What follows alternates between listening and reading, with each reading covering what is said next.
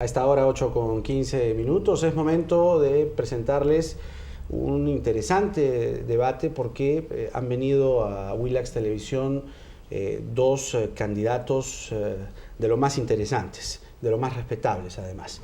Javier Descanseco de Gana Perú y Juan Cheput de Perú Posible. A ambos quiero darles la bienvenida y las gracias por haber venido. Como siempre, gracias. La dinámica de polémicas y debates de esta índole que practicamos en Willax Televisión yo les planteo un tema y cada uno tiene un tiempo regular, administrado por este modesto servidor, y los temas van surgiendo uno tras otro. Evidentemente todos responden a los programas y las propuestas de gobierno que ambos partidos, en este caso Gana Perú y Perú Posible, plantean de llegar a ser gobierno y plantean además de llegar al Congreso de la República. Y yo quería preguntarles, ¿quién quiere comenzar? Como tú quieras. No hay ningún problema. Podemos comenzar con Javier Descanseco, por supuesto, que está paradójicamente a mi derecha. Pero a la izquierda del televidente. Pero a la izquierda del televidente. Buena respuesta. Uno de los temas con los que quería comenzar esta conversación es el referido al de el examen toxicológico. ¿Por qué? Porque responde a la actualidad y porque además fue, por decirlo menos, lo que más llamó la atención en el debate del domingo, además del chicote, ¿no? Porque al final el candidato Alejandro Toledo dijo, o informó al país y a las familias peruanas, así él lo dijo, que se había sometido ya a una prueba toxicológica. Ollanta Humala, candidato de Gana Perú, dijo que esto es una payasada. ¿No era lo que se estaba pidiendo una prueba toxicológica finalmente? ¿O qué era necesario? ¿Era necesaria esta prueba o no? Javier Descanseco tiene la palabra. En primer lugar, cuando se dice se estaba pidiendo, hay que preguntarse quién estaba pidiendo. Porque yo no recuerdo que ni en el reglamento ni en las normas electorales esta sea una condición de participación. Si lo fuera, todos debieran haberse sometido a una prueba de ese estilo, ¿no? Y a mí me interesaría en ese sentido que hayan múltiples pruebas, ¿no? Así como hay pruebas toxicológicas, me gustaría que haya una prueba sobre el tamaño de las uñas de los candidatos, ¿no es cierto? ¿Para qué? Para evaluar cuánta uña meten en la gestión, ¿no? Porque este país está encarando una profunda crisis política de credibilidad, producto de niveles de corrupción sin precedentes que se han instalado en el país, y sobre esto la historia de los diferentes candidatos es poco conocida o se recuerda poco. Yo creo que el tema del manejo de la prueba toxicológica como tal, en el caso de Toledo, por lo menos yo personalmente la doy por zanjada. Creo que si alguien se somete ante un laboratorio como ROE, que además hasta donde yo conozco está fuera de cualquier relación con alguno de las fuerzas políticas como tal, ¿no? Desde mi punto de vista el tema como tal está zanjado. Pero como es evidente también, la verdad es que esta prueba dice poco, porque dice que no hay consumo durante un periodo determinado. Entonces, que alguien tenga un periodo de abstinencia no indica que no haya tenido mecanismos de consumo. ¿Como Ollanta Humala cree usted que esto es una payasada? No necesariamente lo calificaría de la misma manera, pero creo que es una prueba con limitaciones. Te doy otro dato. Si tú tomas harina de coca, ¿no es cierto?, diluida en agua, que es un energizante, ¿no? Y sustituye al café y no irrita el estómago, o tomas abundante agua de coca, o té de coca, el resultado te puede salir positivo en este terreno. O sea que la verdad es que la prueba requiere una complejidad bastante mayor a encontrar rasgos en este terreno. Juan Cheput de Perú Posible. Bueno, primero que nada un saludo a los televidentes de Willax y a Javier. Nosotros vemos las declaraciones de Ollanta Humala dentro de una línea de coherencia en relación a lo que él había manifestado antes, ¿no? Tenemos que reconocer que Ollanta no se prestó al juego de Luis Castañeda Locio, de Pedro Pablo Kuczynski y entre otros, que exigían las pruebas toxicológicas, ¿no? Ahora, nosotros la hicimos el 23 de febrero y la hicimos no a instancia de esta exigencia, sino porque queríamos satisfacer a un grueso del pueblo peruano que exigía que Alejandro Toledo se hicieran estas pruebas. Estas pruebas tienen una dimensión de 1 año aproximadamente, o sea, hacia atrás 1 año, ¿no? O sea, cualquier persona que haya consumido en el lapso de 1 año puede aparecer en esos informes, según lo que nos han comunicado los especialistas. Y tiene 3 componentes. Una, el video, que graba todo el proceso del examen. Otra, la presencia de un notario reconocido dentro del mundo de las personas que certifican. Y en tercer lugar, un laboratorio de renombre internacional, como el laboratorio ROE, como bien ha dicho Javier. Los resultados salen en todos los casos negativos.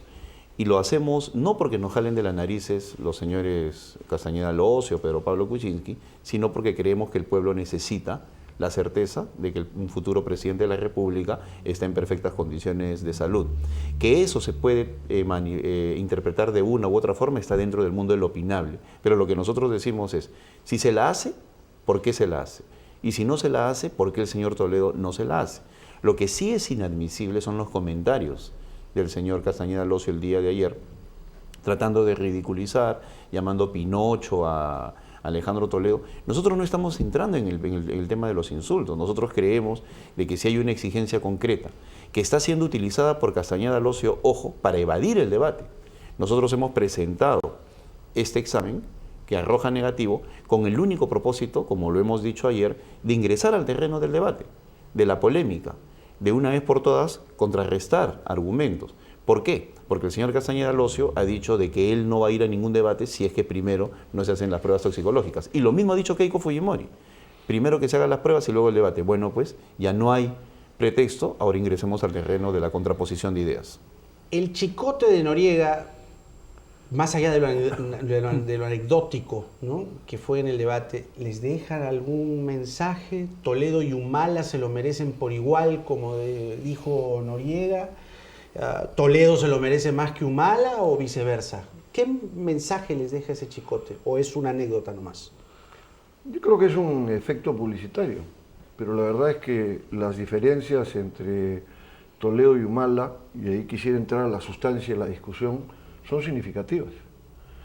En primer lugar, yo creo que Ollanta-Humala y Gana Perú es la única fuerza que ha planteado cuál es el sustento y de dónde vendrán los fondos de los recursos necesarios para las ofertas que se están haciendo. Hoy día los candidatos dicen yo duplicaré, yo triplicaré el sueldo de los maestros, yo mejoraré la policía, yo aumentaré la infraestructura, yo generaré crédito barato, etcétera. El tema es de dónde sale el dinero necesario para eso. Y yo en esto quisiera tomar unos minutos para explicar un poco el tema. El Perú recauda hoy 14 de cada 100 soles que se producen en el país. Recaudaba 15, pero el gobierno acaba de reducir un punto de IGB y acaba de reducir el impuesto a las transacciones financieras en los bancos. Y eso casi representa una reducción de 0.8% de lo que se recaudaba del PBI, ¿no es cierto? Entonces hemos pasado casi de 15 a 14. Con 14 soles de cada 100 que se producen en el país como recaudación del Estado, ¿puede haber un Estado eficiente? Nosotros tenemos que no. Brasil recauda 34.4% de lo que produce. Es decir, de cada 100 dólares que produce, el Estado recauda 34 dólares 50. Argentina recauda 31 dólares 60 de cada 100. Bolivia recauda 22 dólares 60 de cada 100. El Perú es el último en la fila con una recaudación de 14. Esto es absurdo.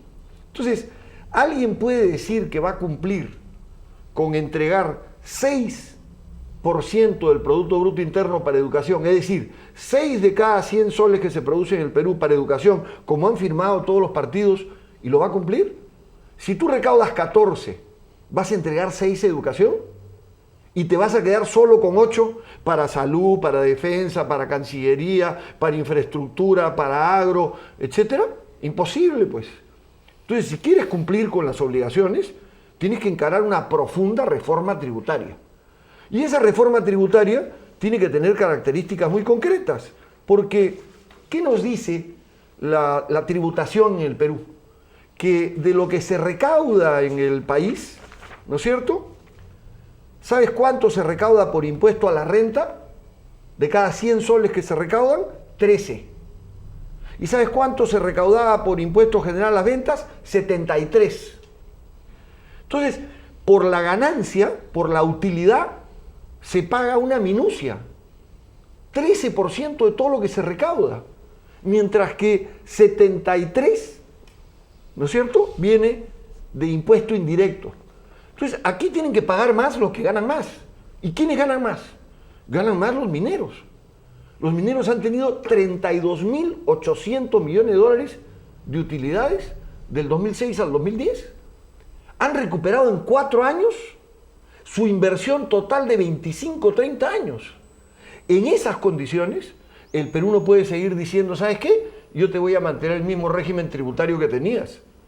Porque si tú hoy día estás teniendo ganancias extraordinarias, en esta época de vacas gordas, tienes que dejarle al país un impuesto muy superior, una participación muy superior, teniendo en cuenta además de que ese recurso se agota.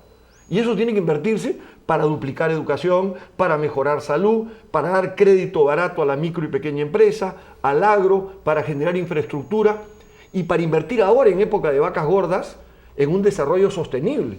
Entonces, esta para mí es una diferencia sustancial con la propuesta de Gana Perú, con la propuesta de Toledo. Yo he revisado la propuesta de Toledo.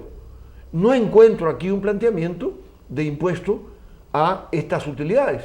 No encuentro una variante respecto a las condiciones laborales de miles de trabajadores en el Perú que tienen sistemas de contrata, que renuevan cada mes o cada 3 meses su contrato, que no tienen ninguna seguridad familiar. Es decir, no encuentro mecanismos reales de captar recursos mayores y redistribuirlos. Vamos a entre darle la población. el turno de la palabra a Juan Cheput sobre el tema. Muy bien, Javier nos ha dado unas cifras muy interesantes que tienen que ver con la recaudación tributaria. Yo quería precisar primero que nosotros durante el gobierno de Alejandro Toledo llegamos a 16% de presión tributaria y ese gobierno la ha reducido al 14%, lo cual ya nos arroja un componente adicional a los que ha mencionado Javier, que es el componente de ineficiencia del Estado. La ineficiencia, que en este caso es motivada por el presidente Alan García desde el momento que reduce los sueldos y lo mejor de la gerencia peruana que estaba en el sector público migra hacia el sector estatal, ha producido este tipo de cosas, en la cual se ha caído 2 puntos en la presión tributaria, que obviamente genera, en estos momentos ya está generando problemas de caja en el actual gobierno del presidente García. Si a eso le agregamos que se está reduciendo en 1 punto el IGB y se está reduciendo también el impuesto a las transacciones financieras, el déficit para el próximo gobierno va a ser de cerca de 4.000 millones de soles, lo cual necesariamente va a impactar en el esquema presupuestal, en los gastos y sobre todo en todo lo que tiene que ver con las cuentas, con los gastos corrientes del gobierno central. Hay una alusión de Javier Descanseco respecto a cómo van a financiar, por eso, o cómo se va a sustentar, ¿no?, estoy dando el marco maestros, para ir ya a la precisión de cómo vamos a financiar todo. En estos momentos la SUNAT, por su ineficiencia, que dicho sea de paso fue reconocida por el ministro Benavides, tiene pendientes por cobrar cerca de 14.000 millones de soles. Solamente cobrando el 30% de esa deuda está financiado el aumento de los profesores por los próximos 5 años. ¿Por qué no lo hace este gobierno? Pues simplemente porque utiliza la SUNAT como mecanismo de chantaje, por ineficiencia o vaya usted a saber por qué razones. En segundo lugar, hace 2 días el Banco Mundial ha presentado un informe que indica que el 70% del Perú en términos laborales es informal. Si tenemos una masa crítica de un 70%, pues obviamente las posibilidades de recaudar van a ser verdaderamente penosas, ¿no? Porque tienes un 70% que se encuentra en la informalidad. Ese 70% no tributa, pero no solamente en lo que se refiere a recursos al Estado. a pesar de ser gran consumidor de servicios del Estado, sino que se está convirtiendo en una bomba de tiempo porque es gente que no va a tener ni pensiones cuando cumpla 65 años, ni servicios de salud en cualquier momento de su vida. Entonces tenemos que acudir a un plan en el cual se empiece a formalizar. Lamentablemente el actual gobierno no ha hecho nada por este proceso de formalización que ayudaría a recaudar una serie de tributos. Y en tercer lugar, el día de ayer, el presidente Alejandro Toledo ha mencionado de que en estos momentos se están venciendo ya una gran cantidad de contratos de estabilidad tributaria.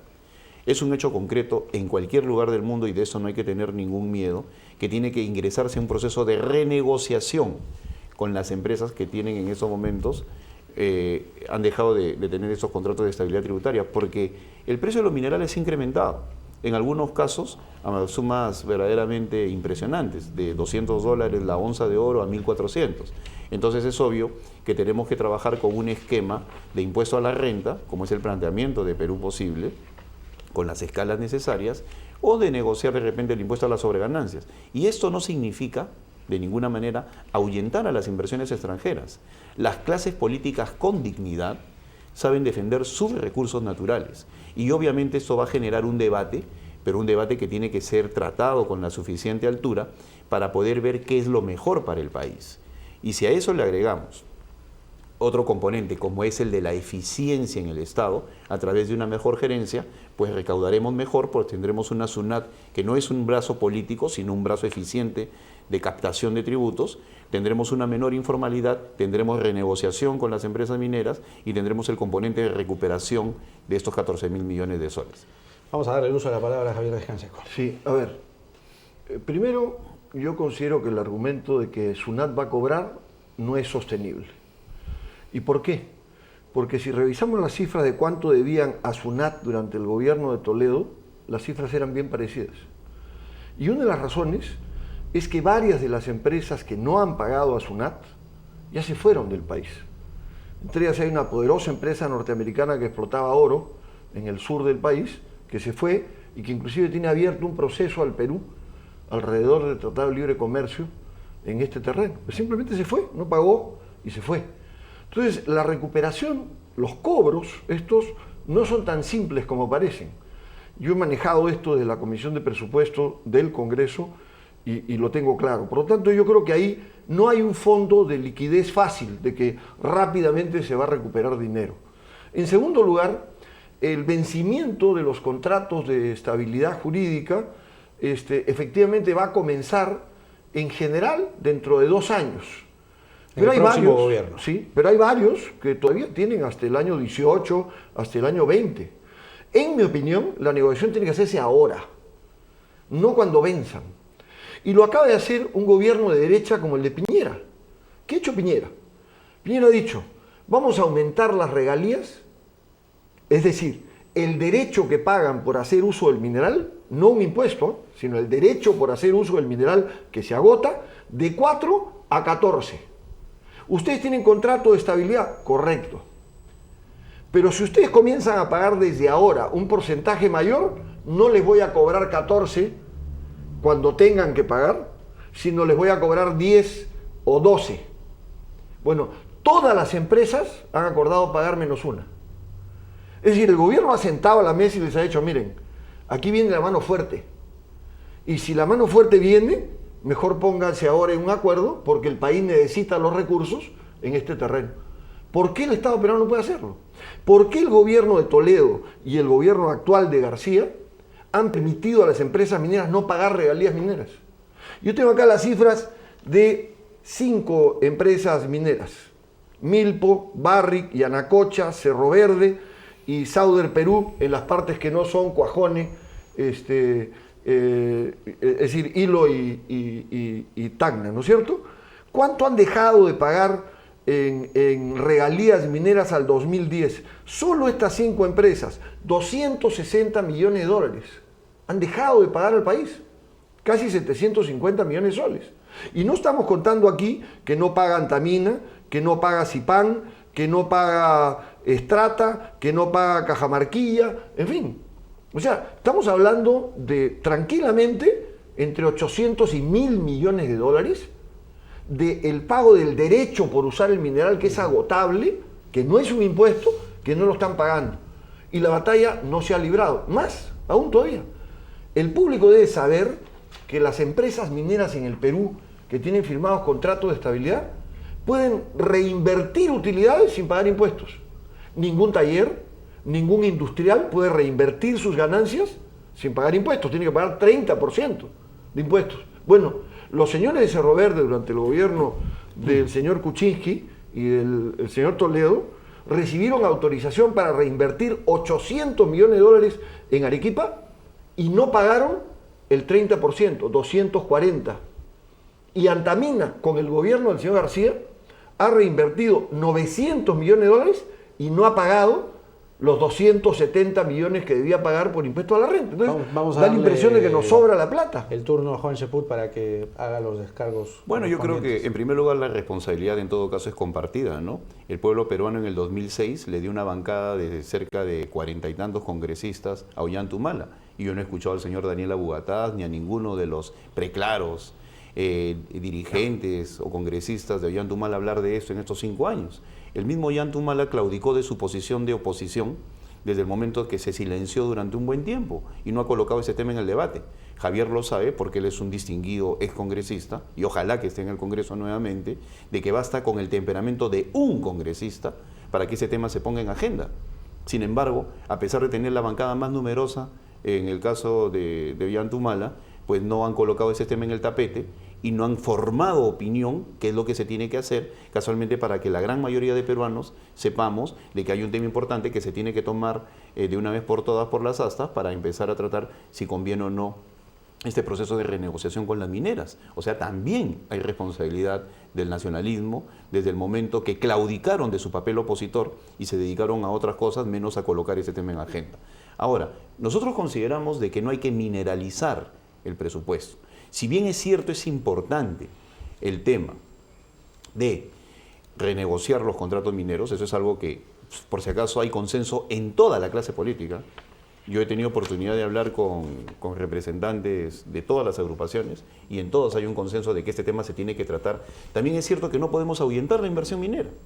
El Perú es uno de los países que tienen stock en estos momentos mayor cantidad de minerales, pero sí tenemos que adoptar en el proceso de negociación elementos interesantes como los que se vienen haciendo en otros países. Por ejemplo, en Bolivia, por dar un ejemplo, sin que esto signifique una moralización del debate, ¿no? Una evomoralización. En Bolivia están las reservas más grandes del mundo de litio, las más grandes del mundo.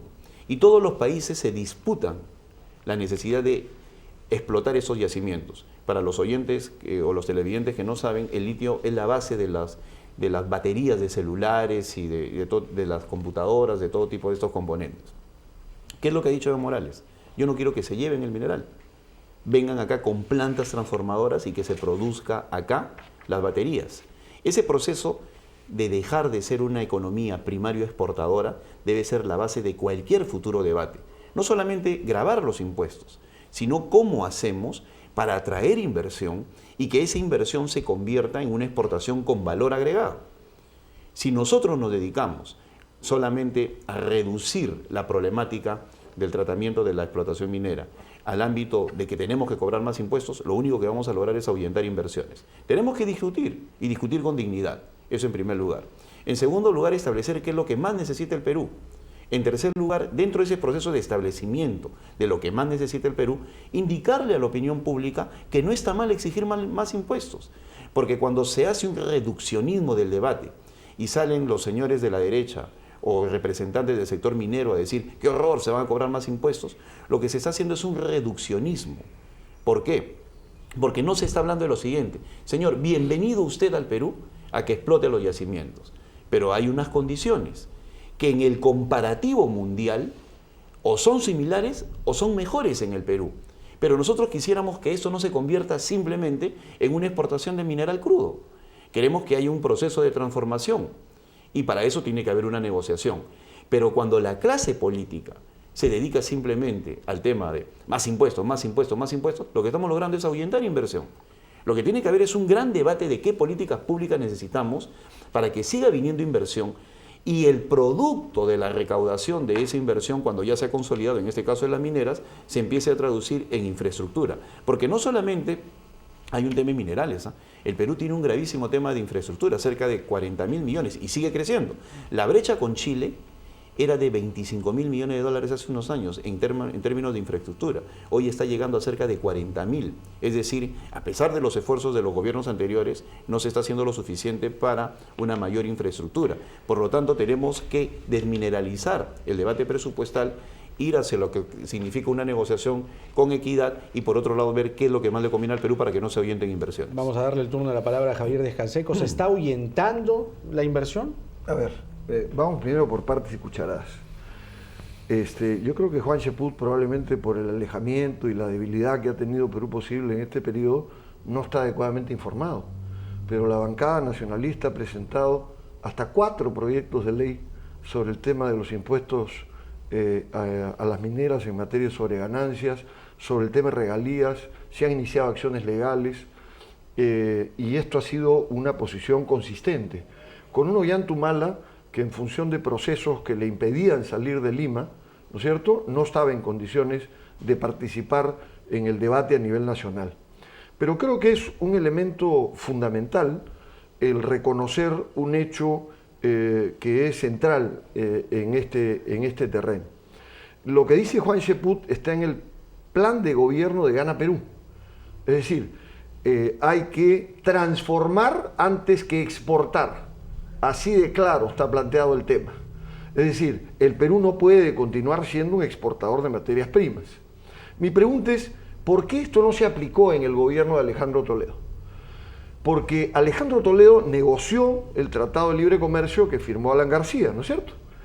En el capítulo de inversiones del Tratado de Libre Comercio firmado con los Estados Unidos, una de las condiciones que está establecida es que al inversionista extranjero no se le pueden obligar a condiciones de rendimiento. ¿Qué se llama condiciones de rendimiento? Yo le digo al inversionista, ven, invierte, yo quiero tu inversión, pero tú tienes determinadas condiciones, como hacen los chinos, por ejemplo. O sea, tú vienes, pero me transfieres ciencia y tecnología. Tú vienes, pero vas a tener peruanos trabajando en todos los niveles de la empresa, desde los niveles más bajos hasta los niveles más altos. Y tú vienes, pero vas a tener el compromiso de producir, por ejemplo, en el caso de la minería, niveles de transformación. Los sudafricanos tienen una ley en ese sentido. Las empresas están obligadas cada cierto número de años a transformar un 5% de su producción adicional en productos industriales, con lo cual generas una industria metalmecánica, etc. Entonces, el Tratado de Libre Comercio, firmado con los Estados Unidos, establece que el Estado no puede establecer condiciones de rendimiento. A mí me parece un absurdo, porque nos niega la posibilidad de que el Estado tenga un plan de desarrollo concertado, ¿no es cierto?, con los sectores privados, pero en función del desarrollo del mercado interno del país. Y esto va de la mano con un segundo problema, y esto tiene que ver con la creación de un mercado interno. El Perú de hoy funciona con la tesis del cholo barato. Perú tiene casi 2.800.000 trabajadores que funcionan bajo sistema de contrata. Renuevan cada mes o cada 3 meses su contrato. No tiene ninguna estabilidad. 75 de cada 100 familias de Lima tiene un ingreso familiar de 2.000 soles al mes o menos. Toda la familia junta. Eso no es redistribución del ingreso. Y evidentemente este gobierno de Alan García, que ha hablado tanto del perro del hortelano, etcétera, ignora la situación en la que vive esta amplia mayoría de gente. Eso implica también que la inversión tiene que venir con condiciones de equidad, de equilibrio en el trato con los trabajadores. Hace 10 años, tengo aquí el cuadro, ¿no es cierto?, la participación de los trabajadores en la renta nacional era 30%. Hoy día, la participación de los trabajadores en la renta nacional es 20%. Dicho de otra manera, de la riqueza que se producía en el país, 30 se iba en salarios, el año 90. Ahora se va 20 en salarios. Y de las ganancias, antes se iba 52, de cada 100 soles que se producían, 52 eran ganancias.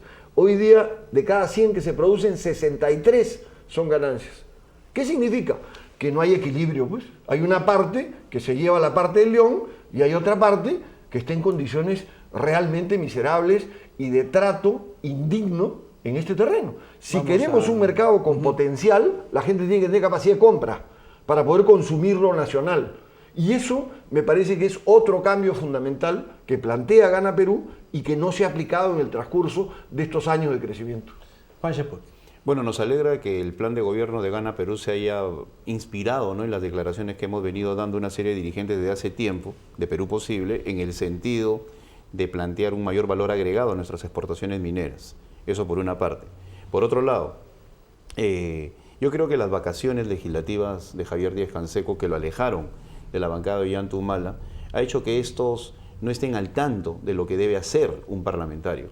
No basta, mi querido Javier, entregar un proyecto de ley por cumplir. El proyecto de ley tiene que ser difundido, tiene que construirse opinión, porque si nosotros presentamos un proyecto de ley solamente para cumplir con un titular en un determinado diario, no estamos haciendo nada.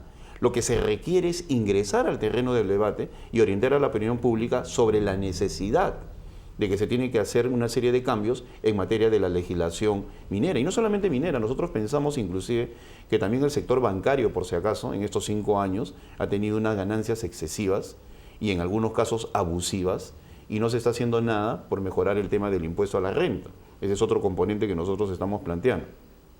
Pero yendo al tema del asunto, el tema de los impuestos es un tema realmente importante en un proceso político nacional porque genera una serie de disputas. Por un lado, el poder económico empieza a satanizar a aquellas personas que ponen este tema sobre el debate. Tratan de ridiculizarlos, tratan de marginarlos, tratan de insultarlos, es decir, tratan de desacreditarlos. Pero ¿por qué digo que es un tema de dignidad? Porque si el Perú quiere ser desarrollado, tiene que mejorar unos determinados componentes. Educación, y para eso se necesita plata. Salud, para lo cual se necesita dinero. Infraestructura, para lo cual se necesitan recursos. ¿Y todo eso de dónde sale? De una política inteligente de captación de impuestos sin que se ahuyenten las inversiones. Y por otro lado, de construir una agenda de competitividad interna que nos permita colocarnos en el umbral de un país desarrollado con una clase política inteligente y que sepa dialogar y que entienda que tiene que dar una serie de leyes sobre el particular. En ese sentido, sí reconozco yo que hay una evolución en la bancada nacionalista.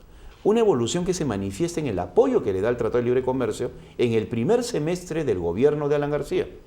En el primer semestre, cuando García, luego de decir que no iba a firmar, firma, reconoce de la importancia de suscribir una serie de tratados comerciales para que de esa manera puedan llegar mayores inversiones al Perú, o en todo caso procesos de intercambio, o el Perú abrirse al mundo. ¿Cuál es nuestra crítica? Nuestra crítica no es a la suscripción de tratados de libre comercio, sino a la política económica, que es muy distinto. ¿Para qué suscribir tratados de libre comercio si el gobierno del presidente García disminuye todos los aranceles? Entonces ya no hay mecanismos de negociación. TLC además que se gestó en el gobierno de Alejandro Toledo. Sí, pero lo que voy a hacer es lo siguiente, para que entienda la opinión pública. Los tratados de libre comercio tienen como fundamento el ver cómo ingreso yo en otro país y el otro país ingresa sus productos acá. Y para eso uno disminuye las barreras arancelarias y ese es el factor de negociación. Pero si el gobierno del presidente García disminuye todas las barreras arancelarias, sin necesidad de firmar un TLC vamos a ser invadidos a cambio de nada por los productos de esos países, con lo cual se destruye empleo en el país destino, en este caso en el Perú. Es decir, ir al otro extremo lamentablemente genera más problemas a la economía de los que podría más bien aportar a un bienestar. En el tema de los tratados de libre comercio no es cuestión de simplemente negociar por negociar, porque un tratado de libre comercio no solamente significa ingreso de productos, sino también ingreso de servicios. Y si nosotros no hacemos nuestra agenda interna, nuestros empresarios no van a estar en capacidad de competir. El TLC con la China, por ejemplo, es nefasto para los señores de Gamarra. ¿Por qué? Porque están ingresando una gran cantidad de productos textiles que están aniquilando la empresa local. Y si nosotros firmamos tratados de libre comercio sin que exista un sistema nacional de control de calidad, que es una de las propuestas de Perú Posible, pues simplemente las barreras cualitativas de ingreso no van a permitir, si es que existe un sistema nacional de control de calidad, de que ingresen productos que no pueden ser satisfactorios para el mercado peruano. Pero en la actualidad no hay. Entonces cualquier cosa puede ingresar. Y tenemos los polos chinos que hacen daño a la piel y que se venden en los grandes comerciales, en los grandes centros comerciales chilenos. Tenemos ese tipo de ropa que le hace daño y que no se vende en otros mercados. Entonces, bienvenida la suscripción de tratados en la medida de que en paralelo se construye una agenda de competitividad de tal forma de que el país se pueda beneficiar tanto a nivel tributario como a nivel de sus consumidores. Un tema que no quiero dejar pasar, uno de los últimos temas ya, tiene que ver con la actuación en el Congreso de nuestros invitados. Ambos postulan al Congreso, ambos eventualmente, si acaso, pueden ser congresistas en el próximo quinquenio. En ganas de la gobernabilidad y porque la gente también quiere saber, conocer cuál va a ser el comportamiento de ambos, qué va a ser o cuál va a ser el comportamiento de Juan Sepúlveda si Ollanta Humala llega a ser presidente. ¿Acaso se le va a fiscalizar de cerca, en fin, sus políticas económicas? ¿O cuál va a ser el comportamiento de Javier Díaz-Canseco si Alejandro Toledo llega a ser presidente?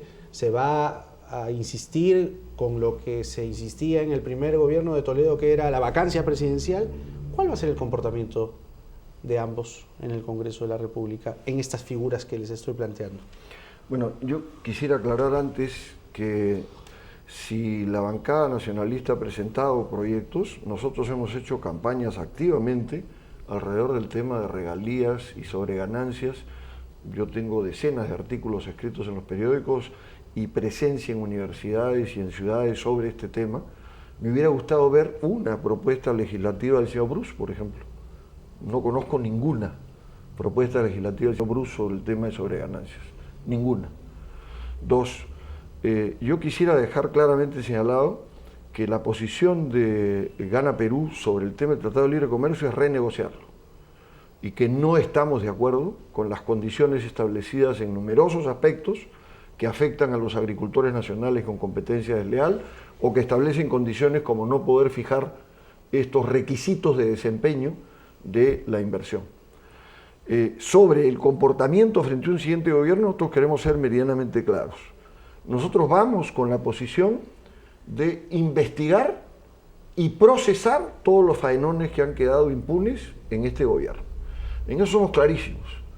El señor García tiene que saber que él va a responder ante nosotros, sea el que fuera el gobierno que venga por delante, sea el de el de Ollanta Humala, sea el de cualquiera de los candidatos que sea elegido. Nosotros haremos un pleito porque termine la impunidad que hay ahora y porque se produzcan modificaciones de fondo.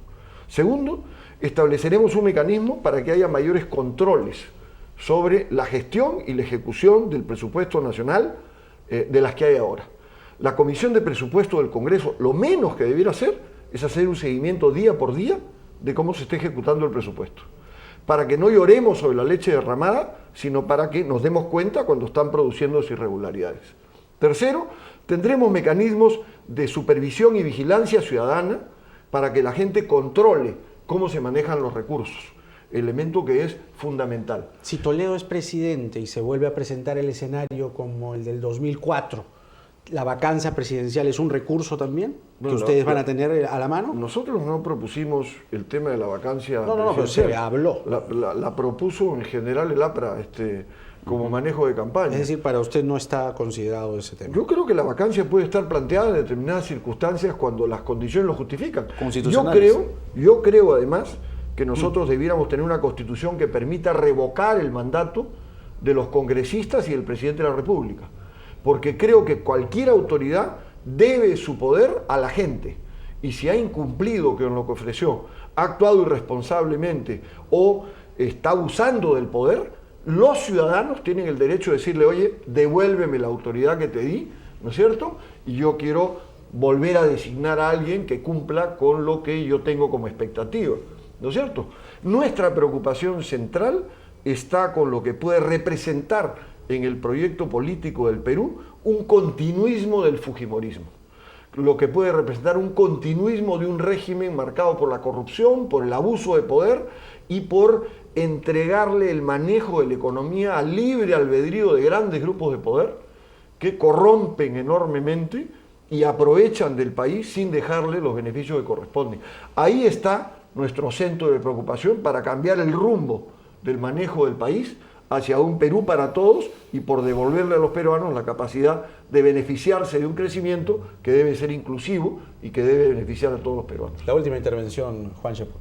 Bueno, en el supuesto que Alejandro Toledo sea presidente, o en el supuesto que Ollanta Humala o cualquier otro candidato llega al sillón presidencial, nosotros creemos en que se tiene que recuperar el rol del Congreso como entidad opositora, o sea, en lo que se refiere a la bancada de oposición y fiscalizadora.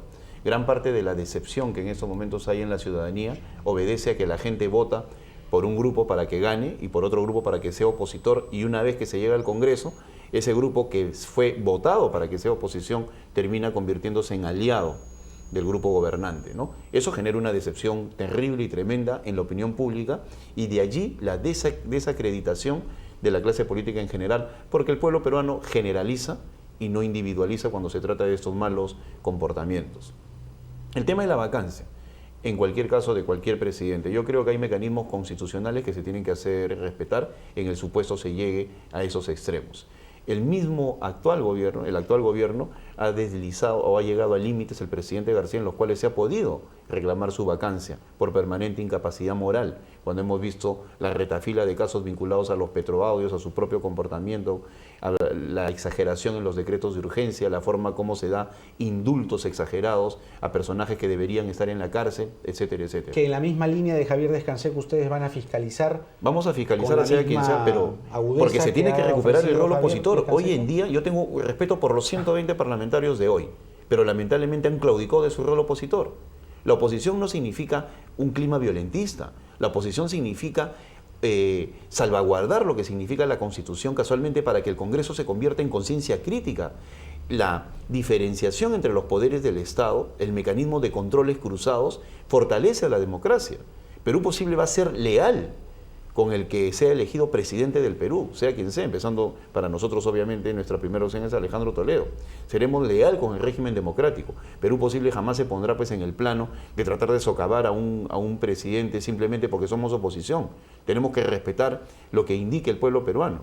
Eso que quede absolutamente claro. Pero de allí hacer meras comparsas de un comportamiento que va alejado de lo que significa la Constitución, eso no lo vamos a permitir de ninguna manera. Y tampoco habrá borrón y cuenta nueva. Lo ha dicho el mismo presidente Alejandro Toledo. Si hay algo que investigar, se investigará. Y aprovecho para felicitar a la señora Susana Villarán, porque una de las cosas que se hace en el Perú político de los últimos años es pactar con las administraciones anteriores en un silencio que lo único que permite es que continúe la corrupción. Cuando uno sale y dice, esto encontré, es porque está rompiendo con ese clima anterior y casualmente pretende hacer un nuevo camino. Y así es que tenemos que ver el informe de Villarán sobre el caso Comunicore, ¿no? O en general sobre la gestión de Castañeda. Ha sido un debate alturado, interesante. Hemos tenido varios minutos para que nuestros invitados puedan desarrollar sus ofrecimientos y, en fin, sus ofertas electorales de llegar al Congreso de la República. Las gracias a ambos. Javier Descanseco de Gana Perú, Juan Cheput de Perú Posible. 8:58 minutos.